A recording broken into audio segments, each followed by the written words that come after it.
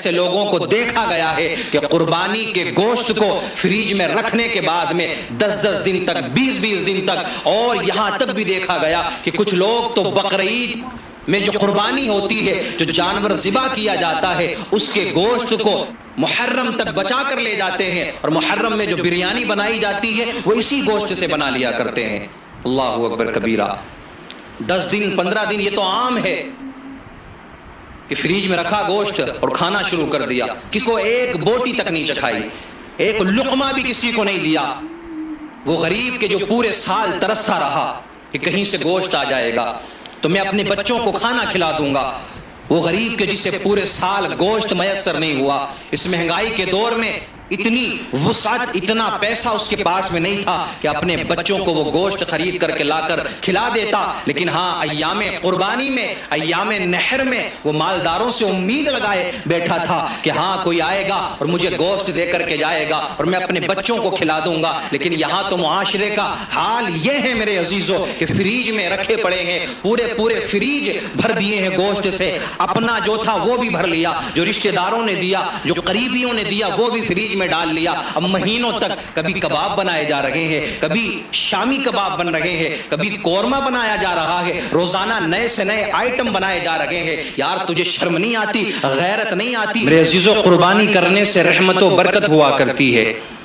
ظاہر میں تو آپ کو ایسا لگے گا کہ آپ کا مال خرچ ہو رہا ہے، آپ کے پیسے خرچ ہو رہے ہیں، آپ کا مال کم ہو رہا ہے، لیکن یاد رکھنا میرے عزیزو، جو چیز، جو مال اللہ کی راہ میں خرچ کیا جائے وہ کبھی کم نہیں ہوا کرتا ہے، بلکہ آپ رب کی راہ میں تھوڑا خرچ کریں گے، اللہ رب العزت آپ کو بے حساب عطا فرمائے گا۔ جو چیز رب کے نام پر قربان کی جاتی ہے، جو چیز اللہ کی راہ میں قربان کی جاتی ہے، اس چیز میں کبھی کمی آ ہی نہیں سکتی ہے۔ اللہ کی رضا حاصل کرنے کے لیے اگر آپ اپنے مال کو خرچ کریں گے، اگر آپ جانور کو ذبح کریں گے، یاد رکھنا میرے عزیزو، نہ آپ کے مال میں کمی آئے گی، نہ آپ کی دولت میں کمی آئے گی، بلکہ رب کریم آپ کو کئی گنا زیادہ عطا فرمائے گا۔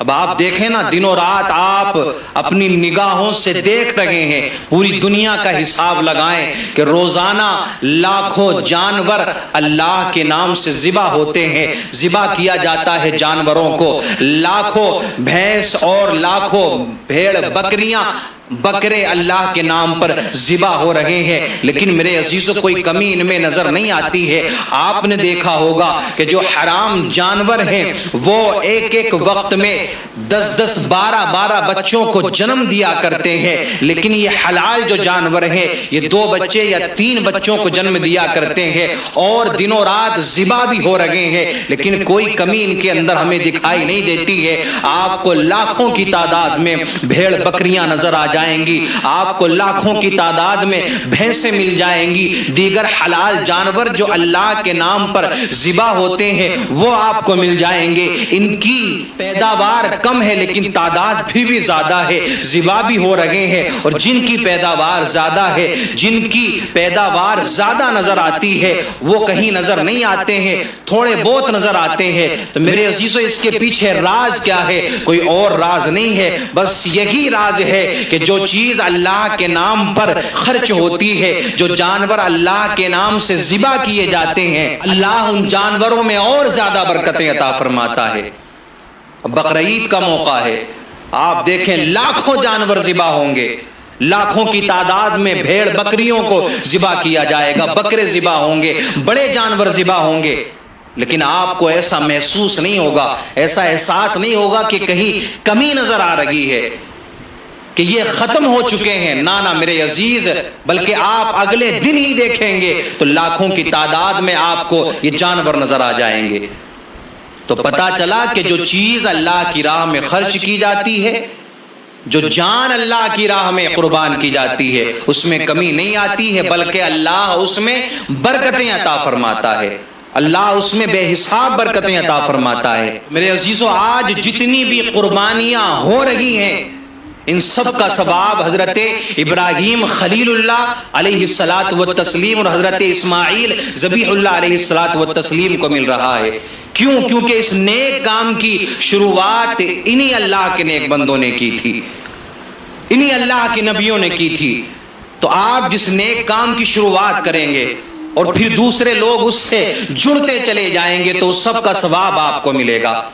اگر اللہ نے آپ کو نوازا ہے، اللہ نے مال و دولت عطا فرمایا ہے، تو اس کو حرام کاموں میں خرچ نہ کریں، حرام کاموں کی طرف اپنے پیسے کو نہ لے کر کے جائیں، حرام کاموں میں خرچ نہ کریں، حرام کاری میں خرچ نہ کریں، بلکہ میرے عزیزو مسجد میں پیسہ لگوا دیں، تو جب تک نماز ہوتی رہے گی آپ کو ثواب ملتا رہے گا۔ آپ نے مدرسہ بنوا دیا، وہاں جب تک بچے تعلیم حاصل کرتے رہیں گے وہ مدرسہ قائم رہے گا، آپ کو ثواب ملتا رہے گا۔ آپ نے دیگر کوئی نیک عمل کر لیا، کسی غریب کے لیے آپ نے کوئی انتظامات کرا دیے، وہ غریب جب تک زندہ رہے گا اس کے دل سے دعا نکلتی رہے گی، اللہ آپ کو ثواب عطا فرماتا رہے گا۔ تو پتہ چلا اگر نیک کام کی ہم اور آپ شروعات کرتے ہیں، کوئی نیک عمل کا آغاز اگر ہم کرتے ہیں اور اس سے لوگ جڑتے چلے جاتے ہیں، لوگوں کو فائدہ ملتا ہے، تو اللہ اس کا ثواب ہمیں دنیا میں بھی عطا فرماتا ہے اور مرنے کے بعد قبر و حشر میں بھی رب کریم اس کا ثواب ہمیں عطا فرمائے گا۔ تو اب یہ قربانی کے ایام آنے والے ہیں، ایام نحر جن کو کہا جاتا ہے۔ عزیزو ہر مسلمان کے لیے یہ ضروری ہے، اور وہ مسلمان کے جو صاحب نصاب ہے، جن کو رب کریم نے مال عطا فرمایا ہے، جن کو دولت سے نوازا ہے، تو وہ اللہ کی رضا اور خوشنودی حاصل کرنے کے لیے قربانی کے ایام میں قربانی کریں۔ اس لیے قربانی نہ کریں کہ محلے والے کیا کہیں گے، رشتہ دار کیا کہیں گے، پریوار والے کیا کہیں گے کہ دیکھو قربانی نہیں کر رہا ہے، میں اس لیے قربانی کر رہا ہوں۔ نانا میرے عزیزو، ہمیں دنیا والوں کو راضی کرنے کے لیے نہیں بلکہ اللہ کی رضا حاصل کرنے کے لیے قربانی کرنا ہے، ریاکاری اور دکھاوا نہیں کرنا ہے، بلکہ اس عمل کو صرف اس لیے کرنا ہے کہ میرا رب مجھ سے راضی ہو جائے، اللہ کا حکم مانتے ہوئے کہ ہاں یہ رب کریم نے حکم دیا ہے فصلی لربک ونحر، اس پر عمل کرتے ہوئے میرے عزیزو ہمیں قربانی کرنا ہے۔ حضرت زید بن ارقم رضی اللہ تعالیٰ روایت کرتے ہیں کہ آقا کریم صلی اللہ تعالیٰ علیہ وسلم کی بارگاہ میں کچھ صحابہ حاضر ہوئے، عرض کی یا رسول اللہ صلی اللہ تعالیٰ علیہ وسلم ما هذه الاضاحی، یا رسول اللہ قربانی کی حقیقت کیا ہے؟ تو میرے آقا نے ارشاد فرمایا سنت ابیکم ابراہیم علیہ السلام، کہ یہ تمہارے باپ ابراہیم علیہ الصلاۃ والتسلیم کی سنت ہے۔ پھر صحابہ کرام رضوان اللہ تعالیٰ علیہم اجمعین نے عرض کی قالوا فما لنا فیہا، یا رسول اللہ صلی اللہ تعالیٰ علیہ وسلم، اے ہمارے آقا، اے مدنی تاجدار، ذرا یہ تو بتائیے قربانی کریں گے تو ہمیں کیا ملے گا، ہمیں کیا بینیفٹ ملے گا، ہمیں اس کا کیا فائدہ ہوگا؟ میرے آقا نے ارشاد فرمایا قال بکل شعرۃ حسنۃ، میرے آقا ارشاد فرماتے ہیں کہ تم جس جانور کو ذبح کرو گے اللہ کے نام پر قربانی کے دنوں میں، تو اللہ ہر بال کے بدلے تمہیں نیکیاں عطا فرمائے گا۔ عزیزو یہ پیسہ آپ کا ضائع جانے والا نہیں ہے،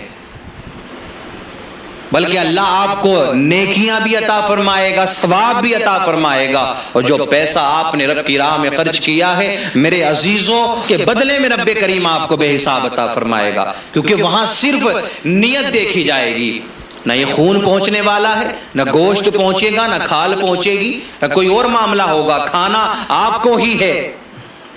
اب بات جب کھانے کی آ گئی نا میرے عزیزو، تو قربانی کے گوشت کا کرنا کیا ہے؟ 3 حصے کریں، رشتہ داروں میں بانٹیں، مسکینوں کو دیں، غریبوں کو دیں، ایک حصہ اپنے لیے روک لیں۔ لیکن ہوتا کیا ہے، اللہ اکبر کبیرہ، معاشرے میں یہ بھی دیکھا گیا، اور بڑے بڑے اچھے نامور لوگ کہ جو اپنے آپ کو سرمایہ دار کہتے ہیں، مالدار کہتے ہیں، اپنے آپ میں فخر کرتے ہیں، ایسے لوگوں کو دیکھا گیا ہے کہ قربانی کے گوشت کو فریج میں رکھنے کے بعد میں 10 دن تک، 20 دن تک، اور یہاں تک بھی دیکھا گیا کہ کچھ لوگ تو بقرعید میں جو قربانی ہوتی ہے، جو جانور ذبح کیا جاتا ہے، اس کے گوشت کو محرم تک بچا کر لے جاتے ہیں، اور محرم میں جو بریانی بنائی جاتی ہے وہ اسی گوشت سے بنا لیا کرتے ہیں۔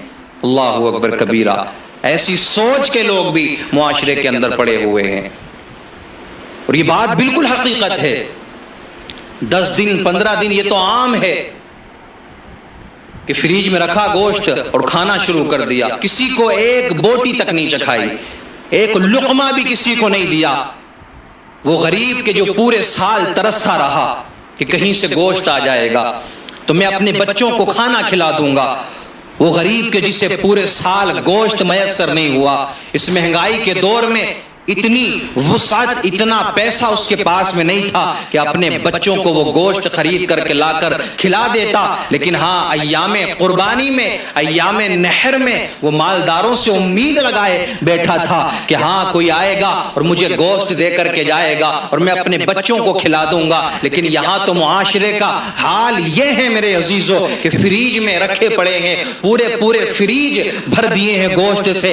اپنا جو تھا وہ بھی بھر لیا، جو رشتہ داروں نے دیا، جو قریبیوں نے دیا، وہ بھی فریج میں ڈال لیا. اب مہینوں تک کبھی کباب بنائے جا رہے ہیں، کبھی شامی کباب بن رہے ہیں، کبھی قورمہ بنایا جا رہا ہے، روزانہ نئے سے نئے آئٹم بنائے جا رہے ہیں. یار تجھے شرم نہیں آتی، غیرت نہیں آتی؟ تھوڑا سا روک لیتا، اپنے لیے کسی غریب کو لے جا کر کے دے دیتا کہ وہ بھی اپنے بچوں کو گوشت کھلا دیتا، اور تو اس کو لے جا کر کے دیتا نا تو اس کے دل سے دعا نکلتی. اور رب کعبہ کی قسم، اگر کسی بھوکے کو کھانا کھلا دیا اور اس کے دل سے دعا نکل گئی تو یار آپ کی دنیا وہ آخرت بدل جائے گی، آپ کامیاب ہوتے ہوئے نظر آئیں گے. تو ایسا ہرگز نہ کریں. فریج میں رکھنے کے بعد میں ایسا نہیں ہے کہ آپ کب تک کھا لیں گے اس کو. یار تاثیر بدل جاتی ہے ایک دن میں. اور تاثیر کو چھوڑو، یہ حکم بھی نہیں ہے نا. پھر شریعت نے کیا حکم دیا ہے؟ بانٹ دو مسکینوں میں، غریبوں میں، تھوڑا سا اپنے لیے روکو، اور وہ بھی بنانے کے بعد میں کھلا دو. اگر نہیں کھلا سکتے تو سارا تقسیم کر دیں، مختصر سا اپنے لیے روکے، اپنے بچوں کے لیے روکے. یہ کس نے حساب بتا دیا کہ محرم تک چلانا ہے؟ جو کھچڑا بنایا جاتا ہے محرم میں، یہاں تک بتایا گیا. کچھ لوگوں نے یہاں تک بتایا، جو چشمدید گواہ تھے، انہوں نے یہ بتایا کہ اس کھچڑے میں، محرم کے کھچڑے میں جو محرم میں بنایا جاتا ہے، جو تبرک تقسیم کرنے کے لیے بنایا جاتا ہے، وہ قربانی میں جو جانور ذبح کیا تھا قربانی کے ایام میں، اسی کے گوشت سے بنایا گیا. اللہ اکبر کبیرہ. ایسی سوچ کے لوگ بھی پڑے ہیں.